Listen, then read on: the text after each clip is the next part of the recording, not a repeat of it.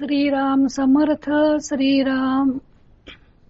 दासबोध पारायण दशक 8 ज्ञानदशक. समास 2 सूक्ष्म आशंका. श्रीराम मागा श्रोती आक्षेपिले ते पाहिजे निरोपिले निरावेवी कैसे झाले चराचर श्रीराम. मागील समासात श्रोत्याने आक्षेप घेतला होता की ब्रह्म निरवयव असताना त्याच्यापासून चराचर सृष्टी कशी उत्पन्न झाली त्याच्या समाधानासाठी निरूपण केले पाहिजे. याचे ऐसे प्रतिवचन ब्रह्म जे का सनातन तेथे माया मिथ्या भान विवर्त रूप भासे श्रीराम. याचे समाधान असे आहे की जे सनातन ब्रह्म आहे त्याच्या ठिकाणी माया ही विवर्तरूप दोरीवर साप दिसावा तशी नसूनही दिसणारी कल्पनामय भासत असते. आदी एक परब्रह्म नित्यमुक्त अक्रिय परम तेथे अव्याकृत सूक्ष्म झाली मूळ माया श्रीराम. सर्वप्रथम केवळ एक नित्यमुक्त सर्वश्रेष्ठ अक्रिय असे परब्रह्म तेवढे होते. तेथे अत्यंत सूक्ष्म आणि अव्यक्त अशी मूळ माया उत्पन्न झाली. आद्यमेकं परब्रह्म नित्यमुक्तम विक्रियम तस्य माया समावेश जीवमव्याकृतात्मकं श्रीराम. सर्वप्रथम एक परब्रह्म असते, ते नित्यमुक्त असते, त्याच्या ठिकाणी कुठलाही बदल नसतो. त्यात अत्यंत सूक्ष्म माया उत्पन्न होते. तिच्यात बीज रूपाने जीव वास करतो. एक ब्रह्म निराकार मुक्त अक्रिये निर्विकार तेथे माया वोडंबर कोठून झाली श्रीराम. आशंका. श्रोता येथे शंका विचारतो की एकले एक मुक्त अक्रिय व निराकार ब्रह्म असताना तेथे जादूप्रमाणे माया कोठून आली.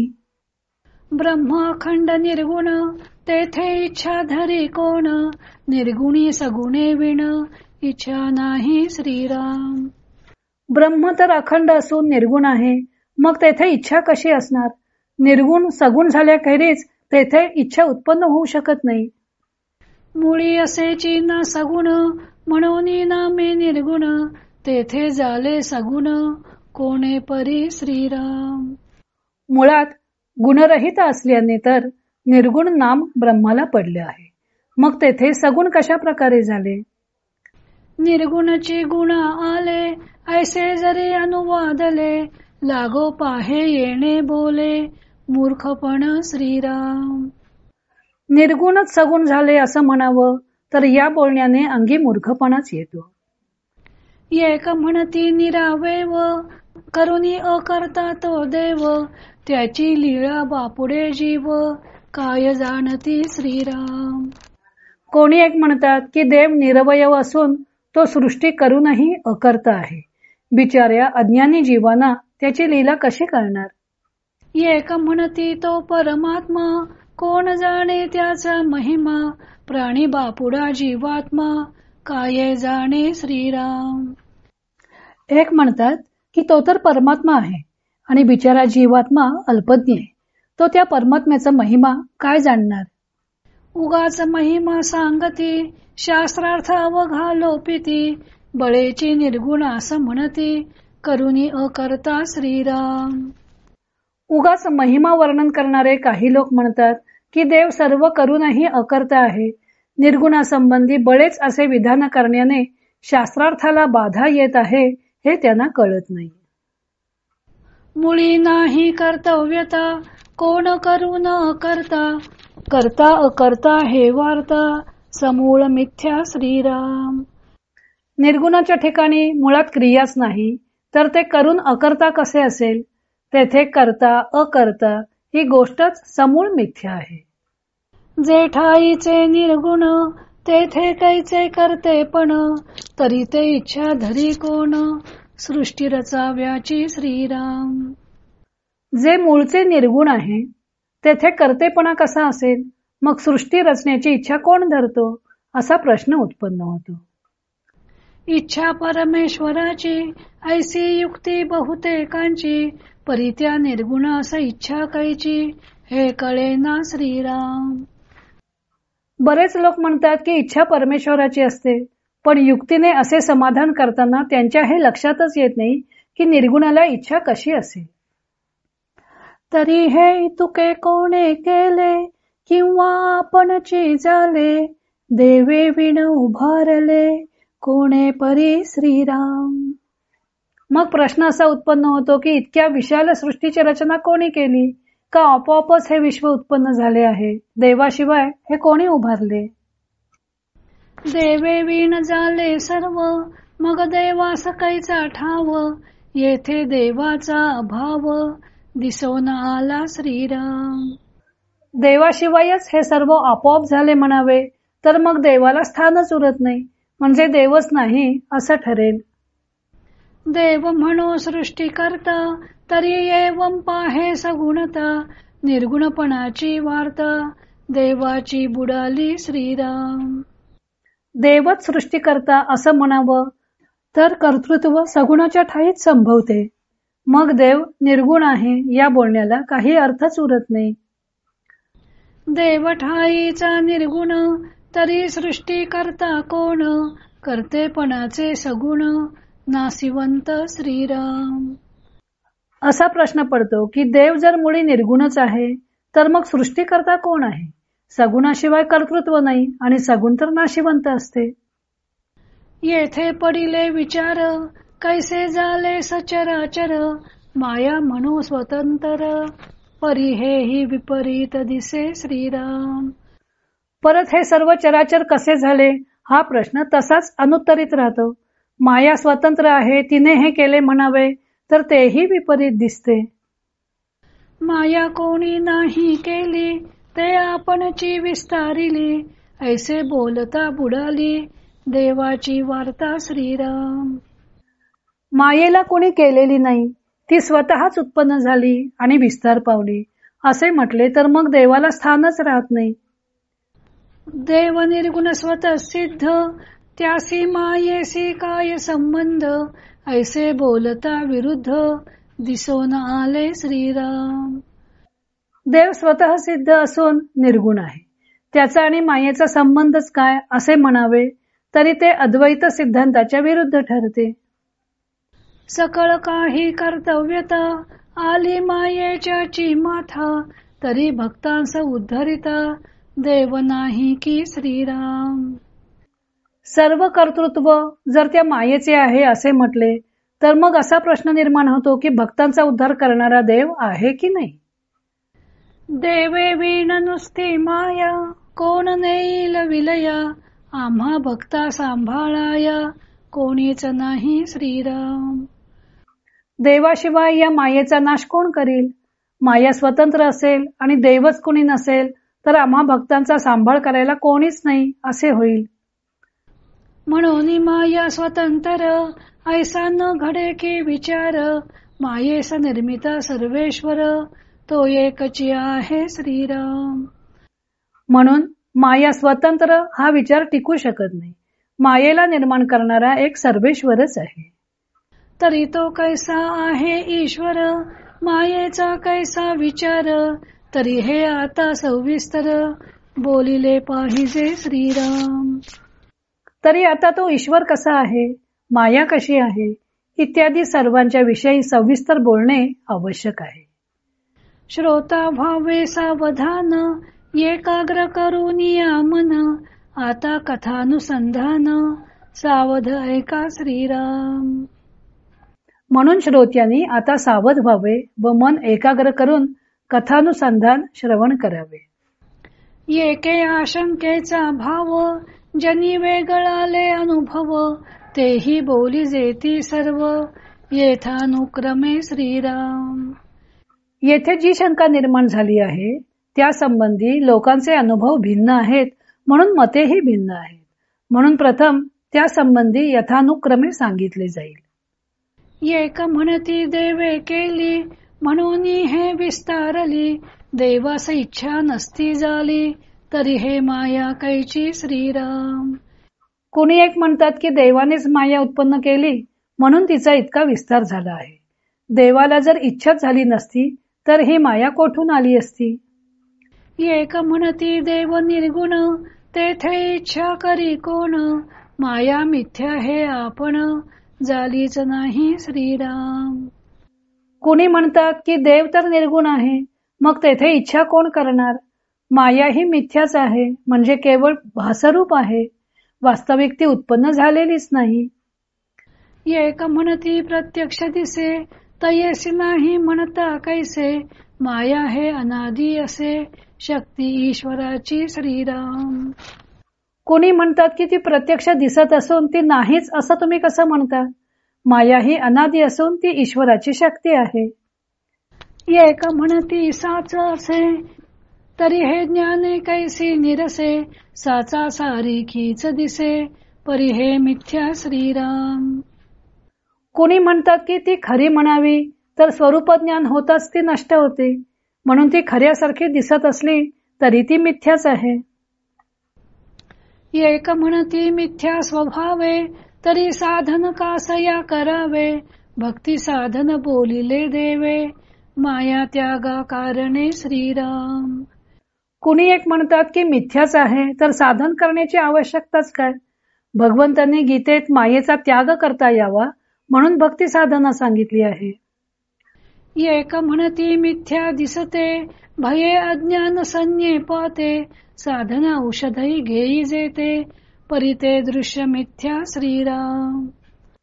कुणी म्हणतात की अज्ञानरूपी संनिपात ज्वरामुळे ती मिथ्या असून तिचे भय वाटते, म्हणून साधनरूप औषध घेतले पाहिजे, पण तरी ती दिसतच असली तरी मिथ्याच आहे. अनंत साधने बोलिली, नाना मते भांबावली. तरी माया नवचे त्यागिली, मिथ्या कैसी म्हणावी श्रीराम. असंख्य साधने सांगितली गेली आहेत. मायेविषयी नाना मते व्यक्त झालेली आहेत. त्यामुळे खरे तर मन भांबावून जातं, पण तरी तिचा काही केल्या निराश करता येत नाही. मग तिला मिथ्या कशी म्हणावी? मिथ्या बोले योगवाणी, मिथ्या वेदशास्त्री पुराणे. मिथ्या नाना निरूपणे, बोलिली माया श्रीराम. योगीजन माया मिथ्या असं म्हणतात.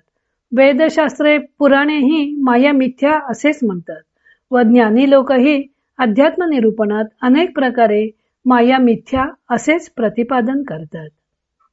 माया मिथ्या म्हणता गेली, हे वार्ता नाही ऐकिली. मिथ्या म्हणताच लागली, समागमे श्रीराम. याप्रमाणे सर्वांनी तिला मिथ्या ठरवले असले तरी ती लगेच नाहीशी झाली असे तर कुठे ऐकू येत नाही.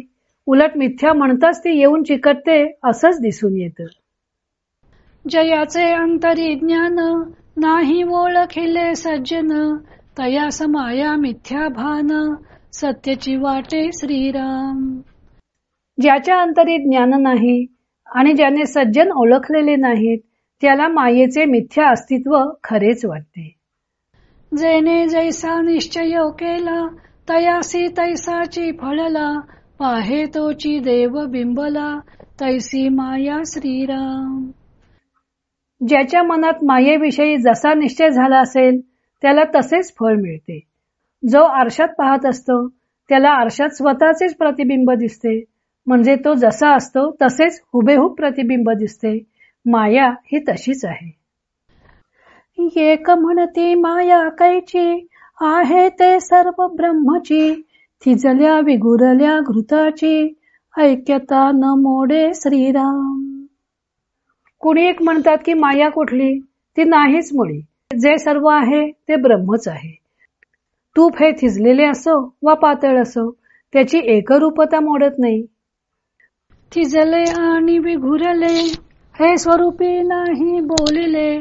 साहित्य भंगले येणे बोले, म्हणती एक श्रीराम. दुसरे कोणी म्हणतात की हा दृष्टांत योग्य नाही. या दृष्टांताने बोलण्यात संगती राहत नाही, म्हणून हा अयोग्य आहे. कारण स्वरूपाच्या ठिकाणी घट्ट अथवा पातळ हे काहीही नाही. एक म्हणती सर्व ब्रह्म, हे नकळे जया सवर्म.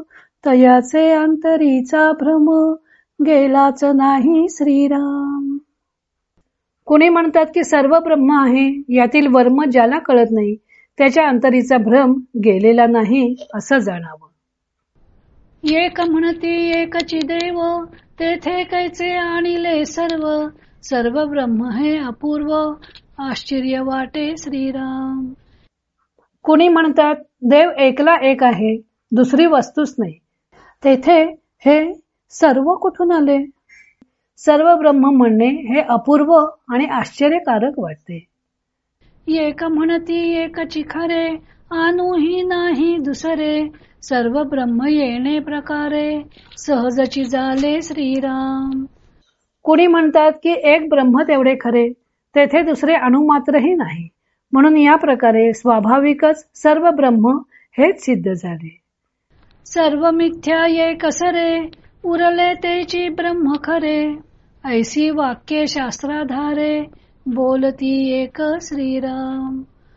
कुणी असं म्हणतात की एकंदर सर्व मिथ्या जाऊन जे उरते ते खरे ब्रह्म होय, आणि या म्हणण्याला शास्त्राधारही देतात. अलंकार आणि सुवर्ण तेथे नाही भिन्नपण, आटा आटी व्यर्थसीन, म्हणती एके श्रीराम.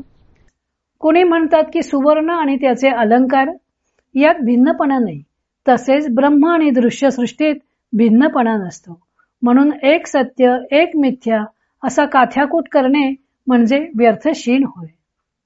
हीन उपमा एक देसी, कैसी साहेल वस्तूसी, वर्ण व्यक्ती अव्यक्तासी, साम्यता न घडे श्रीराम.